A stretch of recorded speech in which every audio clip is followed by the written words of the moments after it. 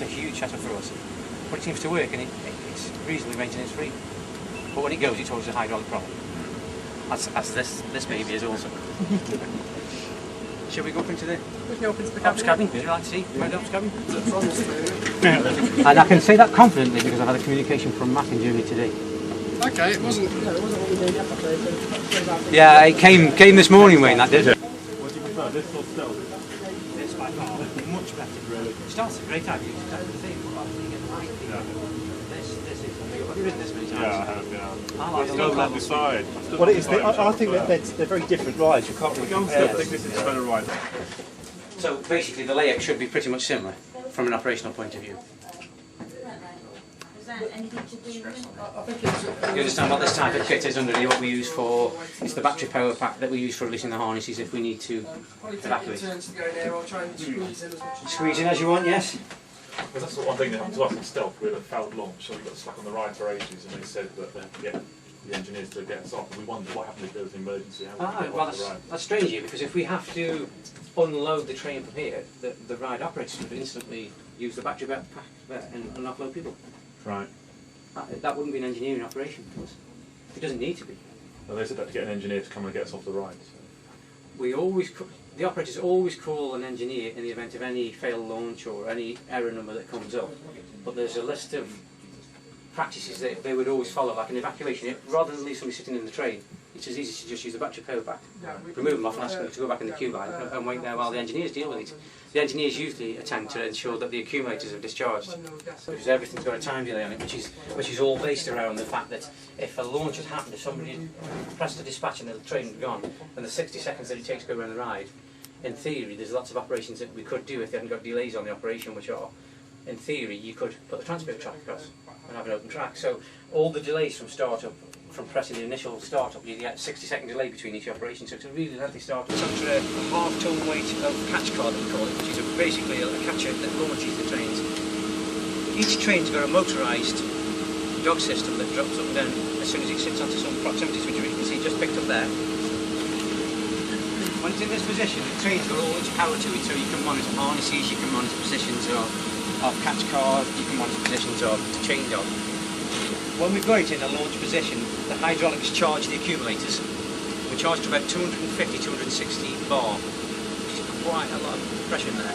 There's two banks of accumulators, which are six accumulators in each bank, and there's a hydraulic system, hydraulic cylinder that sits on the top of, and the cylinders charge hydraulic pressure against the accumulators, compressing the accumulators, which is a nitrogen-filled accumulator. So it compresses them to 250 bar, which is your propulsion system. Then releases that energy through 16 hydraulic motors around a winch, pulling the catch car along that launch area to a point when the dog releases and sends the car when it's at 60 miles an hour. There's actually stretching. There is an element of stretching the ropes, but not much. We have to monitor that very carefully because we launch with two ropes. We have to keep the tension between 3% all the time, which we've got electrically monitored at the end of the run. At the end of the winch, where the winch is let go, we've got some pulleys. The pullers are monitored with what they call they're like weight sensors basically, so they sense how much rope pressure is on them.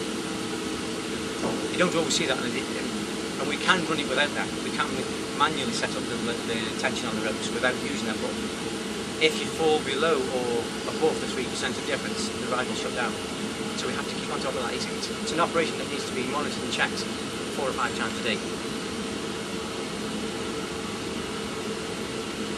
Again, as it goes down the launch area, the catch car sits on some nylon pads to reduce the friction, so that there's no friction build-up on the launch area itself. The wheels free running. The wheels actually skid as well. They'll actually skid down the track. You'll see residue of the wheels on the track going down there, because the instant launch you're pulling 2.5, 2.2, 2.5 Gs, something like that, and the wheels take some kicking up to speed. They are a highly wearing item. We do change a lot of wheels on the ride.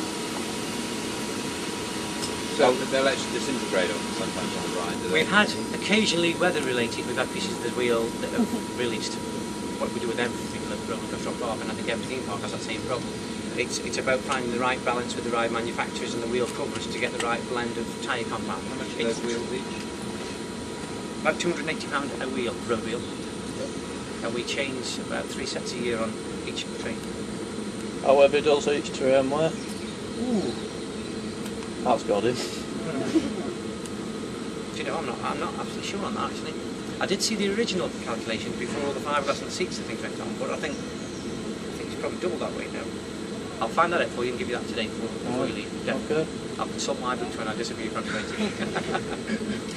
You have to catch me out a few times, honestly. Biggest issue on this ride that we have in the station area is rain. It does cause us a problem on some of the sensors. When it rains heavily, you get a shorting between some of the copper power rails. You do get some shutdown loads.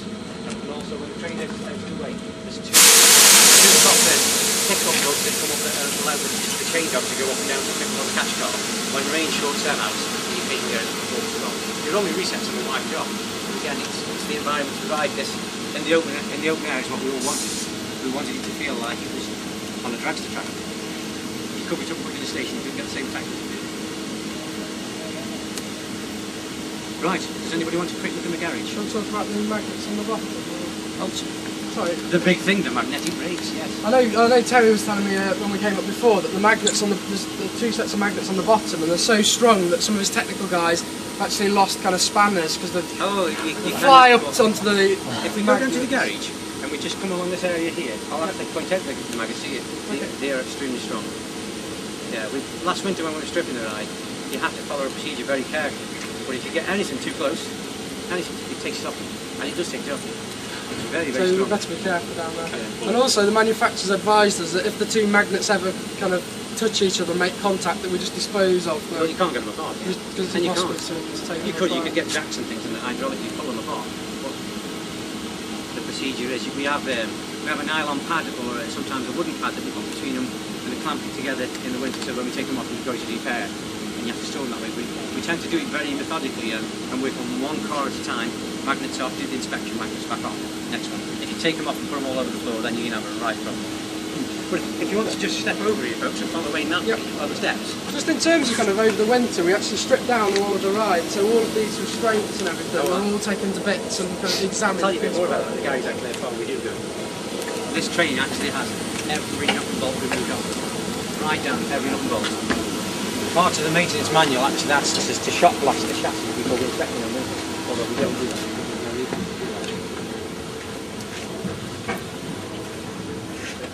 There is a warning about pace now.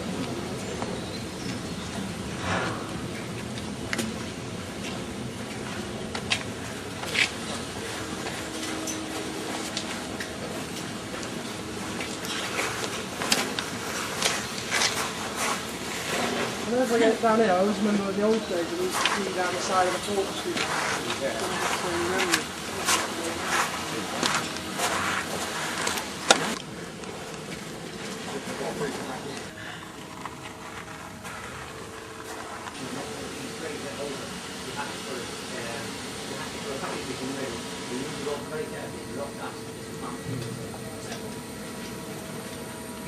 Great stuff. Just the wheel costs us take a hell of a lot of time to come out. Just like the trains finish for the start of March. And there was no spare time on that at all. Really. Well, again, the guys are very motivated. The guys love this ride. Like Mango really, it's hard chore. They love this ride. They were all fighting to get this ride. Along with electricians, they all like this. Which is good for the theme park. It's a good concept. Obviously, because of all the closed season maintenance, that's one of the restrictions of why we can't open all year round at the moment. You see the extra sets of wheels. These actually pick up onto the drive rails that you see underneath the checker plates underneath the train. These actually pick up on these and lift all the wheels off the track, so we end up with a lack of female gas. We've got the step sections in the track, which are used taking it when we dismantle the train and remove wheels.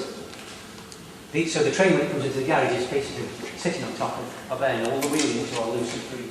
So that enables us to do all the maintenance. Again, in addition, we didn't plan for a crane last year because we realised we got seats and arms there, which isn't the simple just pick them up. It's very heavy. So we just have the crane over and just pick them out. There's a check that we have to do once a month, which is checking what we call the kingpin, which is the main swivel on each wheel axis. You have to remove the seat for that because the axis is the kingpin is right on the seat. So that on a new ship and a night ship where we bring the train in. I think we do 2 seats a night over in the United States and we do training. But what we do is we remove the seat, take the kingpin out, just ease the wheel so that the kingpin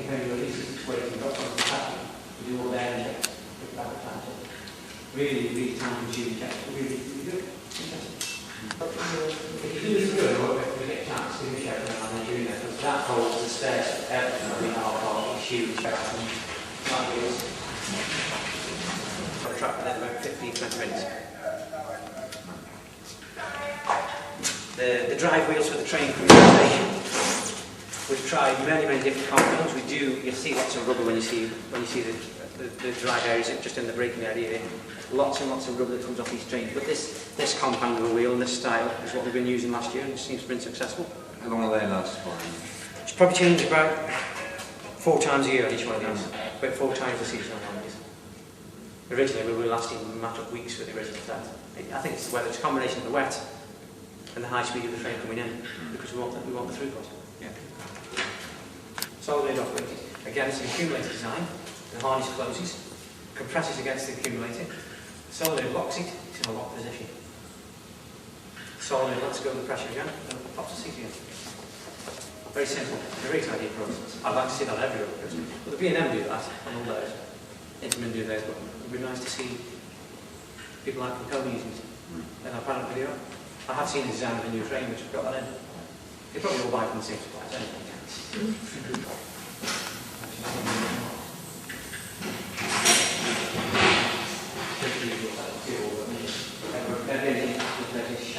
Well, this is just basically that thing. Torque wrenches, does everybody know what torque wrenches and why we use them? Yeah. We have them calibrated every year or more on demand.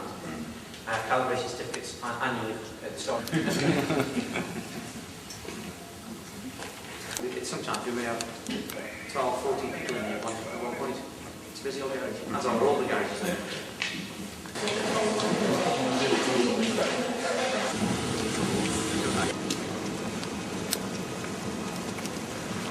The very top part of the accumulator is an hydraulic cylinder with a big rotary valve on it. A pump in that hole draws oil out of this tank through that rotary valve and pushes that cylinder back, compressing all the nitrogen in the cylinders below it, because they're all linked. All the stored energy in that then accumulators then, when the rotary valve gets a signal from the operator to fire, that rotary valve switches, and the hoses that come out the top of it go to all the winches, all the hydraulic motors are in the winch, and they all spin through a planetary gearbox, which is a very fast accelerating gearbox, which will see everything happen in 2.2 seconds. So in theory, when it launches, which is gone to launch position, I can tell because the reason they hadn't launched was they were just waiting to open the queue line, but I wanted to launch now for me. Again, it's pretty much the same setup as Stealth and a Thor, although they've got a set of hydraulic motors both sides of the winch because they needed to get the propulsion across the top. So they've got 32 motors on there, hydraulic motors.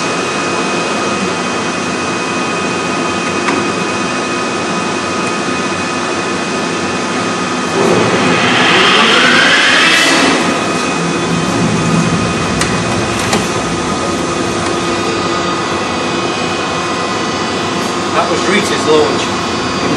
How simple, how effective.